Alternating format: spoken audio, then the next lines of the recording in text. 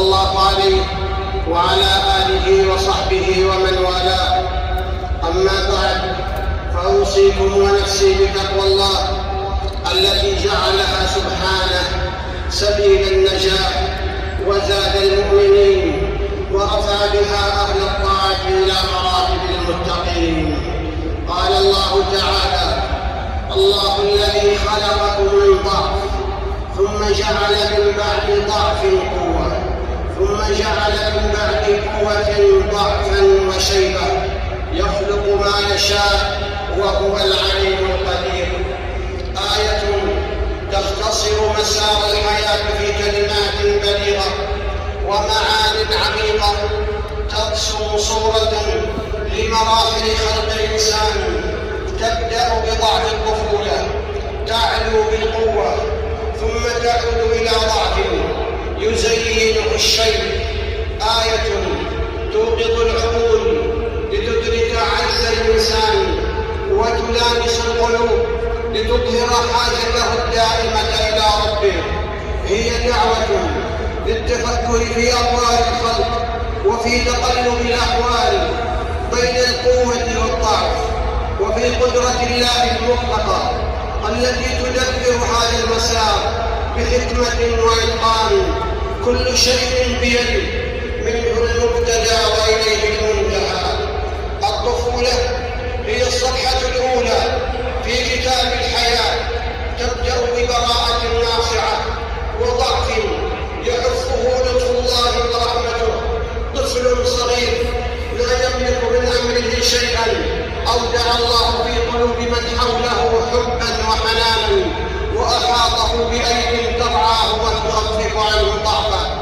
مشهد مهيب يبين عظمة التدبير الإلهي، إذ يحفظ الله هذا الطفل الضعيف ويمنحه العون من حيث لا يدري. خرج الإنسان من ظلمات بطن أمه لا علم له ولا قدرة، في عجز تام وجهل مطبق، ثم فتح الله له أبواب العلم وهبه السمع والبصر والفؤاد لينهل بها من معين التعلم والمعرفة. كل ما اكتسبه الإنسان من علم أو قوة هو هبة من الله وعطاء من كرمه. قال الله تعالى: والله أخرجكم من بطون أمهاتكم لا تعلمون شيئا وجعل لكم السمع والأبصار والأفئدة لعلكم تشكرون. هذه الحقيقة تغرس في القلوب أدب العبودية وتزرع في النفوس تواضع المخبتين، فلا يبقى الإنسان بعلمه ولا يغتر بقوته. يدرك أن كل ضربة من قوته وكل حركة في جسده هي نعمة تستوجب شكرا دائما وخضوعا كاملا. فالعبد مهما علا شأنه يظل فقيرا إلى ربه، محتاجا إلى فضله في كل لحظة. حياته كلها هبة من الله تستحق الحمد في كل حين. فما أعظم من الله وما أبلغ فقر العبد بين يديه. قال الله تعالى: ثم جعل من بعد ضعف قوة. مرحلة الشباب هي ذروة القوة ونبض الحياة، شعلة النجاح التي تضيء طريق المستقبل. هي العمر التي تزدهر فيه الطاقات وتفتح فيه الأحلام وترسم فيه معالم المجد. ثروة لا تقدر بثمن، وهي ميدان العمل والإنجاز. في هذه المرحلة تكتب أعظم قصص الكفاح وتبنى أقوى صروح الحضارة. لا تقوم قائمة للأوطان ولا تنهض أمة إلا لسواعد الشباب اليافعة وهمامهم العالية. ومما لا شك فيه أن قوة الشباب تزدهر حين تتفيأ بلاد الدين، وتسمو حين تغذى من معين القيم والأخلاق، وتتجلى في سماء المجد حين تسخر بخدمة البلاد والعباد. من أهدر شبابه فقد أهدر في زمن الحياة. ومن استثمره في الخير والنفع خلد أثرا طيبا وجنى ثمارا جامعة في الدنيا والآخرة. ولا يغيب عن الأذهان أن قوة الشباب قد تتحول من نعمة إلى نقمة ومن بناء إلى هدم إذا تذكرت طريق الرحمن وتنصلت من أخلاق الإسلام وتتبعت خطوات الشيطان. ثم جعل من بعد ضعف القوة. القوة ليست في الجسد وحده، بل هي مزيج من روح قوية وهمة عالية وعزيمة لا تلين. كم من جسد قوي يحمل همة واهنة وعزيمة خاملة فلا يصنع شيئا ولا يثمر عملا، يضيع شبابه ويصبح عادة على من حوله، عاجزا عن بناء نفسه ومستقبله. القوة الحقيقية تنبع من روح إيمانية تشهد بالطاعة وتعزز بالاستغفار وتثمر بالعمل الصالح. إنها القوة التي تتصل بربها فيزيدها عزما وثباتا. قال الله تعالى على لسان هود عليه السلام: ويا قوم استغفروا ربكم ثم توبوا إليه يمتعكم متاعا حسنا إلى أجل مسمى ويزدكم قوة إلى قوتكم. قال الله تعالى: ثم جعل من بعد قوة ضعفا وشيبة. هكذا تمضي دورة الحياة بحكمة الله، تبدأ بضعف الطفولة ثم تعلو قوة الشباب لتصل إلى مرحلة الشيخوخة حيث تضعف الأجساد وتخور القوى ويشيب الرأس وتتهالك العظام ويقترب لقاء الله.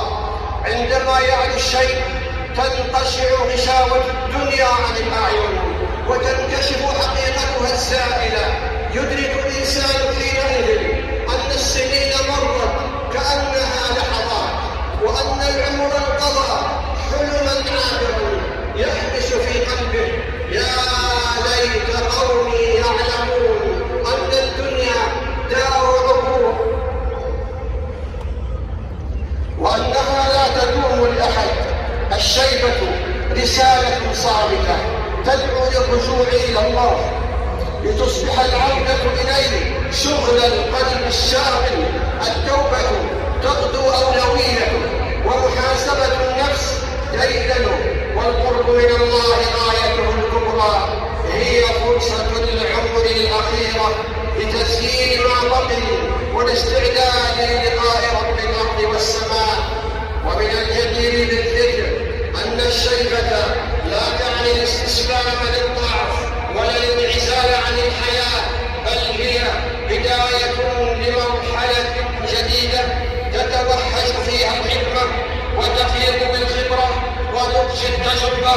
في هذه المرحلة يصبح المسن نبراسا يضيء طريق النجاح للناشئة ويرسم للأجيال أسس الحياة، يلهم الطامحين ويشهد الهمم بروح مفعمة بالأمل. فالعمل مع الشيبة لا يتوقف والعطاء لا ينقطع ما دام القلب ينبض بالإيمان والعزيمة تتجدد باليقين. هذا درس عظيم تعلمناه من رسول الله صلى الله عليه وسلم في قوله: إذا قامت الساعة وفي يد أحدكم فسيلة فليغرسها. أقول قولي هذا وأستغفر الله العظيم لي ولكم ولسائر المسلمين من كل ذنب فاستغفروه إنه هو الغفور الرحيم. على فضله العميم، وأشهد أن لا إله إلا الله وحده لا شريك له شهادة تكريم وتعظيم. وأشهد أن سيدنا ونبينا محمدا عبده ورسوله بعثه الله معلما للحكمة والكتاب القويم. فصلوات ربي وسلامه عليه وعلى آله وصحبه أهل الدين القويم. أما بعد، فأوصيكم ونفسي بتقوى الله. حدود زمن الطفولة والقوة ثم هي متوسط عمر الإنسان، كما قال النبي صلى الله عليه وسلم: أعمار أمتي ما بين 60 إلى 70 وأقلهم من يجوز ذلك. العمر رحلة قصيرة في ميزان الزمن تذكر بالمآل المحتوم، وأن النهاية تقترب مع كل لحظة تمر. الحديث دعوة للتوازن بين متطلبات الدنيا والعمل والآخرة، وحث على اغتنام كل لحظة من العمر، فالعمر محدود والفرصة لا تعود، والأعمار لا تقاس بعدد السنين بل بما يترك فيها من أثر خالد وعمل صالح. قال رسول الله صلى الله عليه وسلم: خير الناس من طال عمره وحسن عمله، وشر الناس من طال عمره وساء عمله. رواه الترمذي. ألا وصلوا عباد الله على رسول الهدى، فقد أمركم الله بذلك في كتابه فقال: إن الله وملائكته يصلون على النبي يا أيها الذين آمنوا صلوا عليه وسلموا تسليما. اللهم صل على محمد وعلى آله وصحبه، وارض اللهم عن الخلفاء الأربعة الراشدين أبي بكر وعمر وعثمان وعلي وعن الآل والصحب الكرام، وعنا معهم بعفوك وكرمك وإحسانك يا أرحم الراحمين. اللهم أعز الإسلام والمسلمين، اللهم أعز الإسلام والمسلمين، اللهم أعز الإسلام والمسلمين، وأذل الكفر والكافرين، ودمر أعداءك أعداء الدين، واجعل اللهم هذا البلد آمنا مطمئنا وسائر بلاد المسلمين. اللهم إنا نسألك الجنة وما قرب إليها من قول وعمل، ونعوذ بك من النار وما قرب إليها من قول أو عمل. اللهم إنا نسألك من الخير كله عاجله وآجله ما علمنا منه وما لم نعلم، ونعوذ بك من الشر كله عاجله وآجله ما علمنا منه وما لم نعلم. اللهم أعنا ولا تعن علينا، وانصرنا ولا تنصر علينا، وامكر لنا ولا تمكر علينا، واهدنا ويسر الهدى لنا، وانصرنا على من بغى علينا. اللهم إنه قد حل بفلسطين من البلاء والضر ما أنت عليم به وقادر على كشفه. اللهم ارفع عنهم البلاء الذي نزل بهم. اللهم إنهم حفاة فاحملهم، وجياع فأطعمهم، وعراة فاكسهم، ومظلومون فانتصر لهم. اللهم انصرهم على عدوك وعدوهم الصهاينة المعتدين. اللهم أنت الله لا إله إلا أنت الغني ونحن الفقراء. أنزل علينا الغيث ولا تجعلنا من القانطين. اللهم أغثنا، اللهم أغثنا، اللهم أغثنا. اللهم سقيا رحمة لا سقيا عذاب ولا بلاء ولا هدم ولا غرق. اللهم تحيي به البلاد وتغيث به العباد، وتجعله بلاغا للحاضر والباد برحمتك يا أرحم الراحمين. اللهم وفق إمامنا خادم الحرمين الشريفين لما تحب وترضى. اللهم وفقه لهداك، واجعل عمله في رضاك يا رب العالمين. ووفق ولي عهده لكل خير يا أرحم الراحمين. ووفق جميع ولاة أمور المسلمين للعمل بكتابك وسنة نبيك محمد صلى الله عليه وسلم. ربنا آتنا في الدنيا حسنة وفي الآخرة حسنة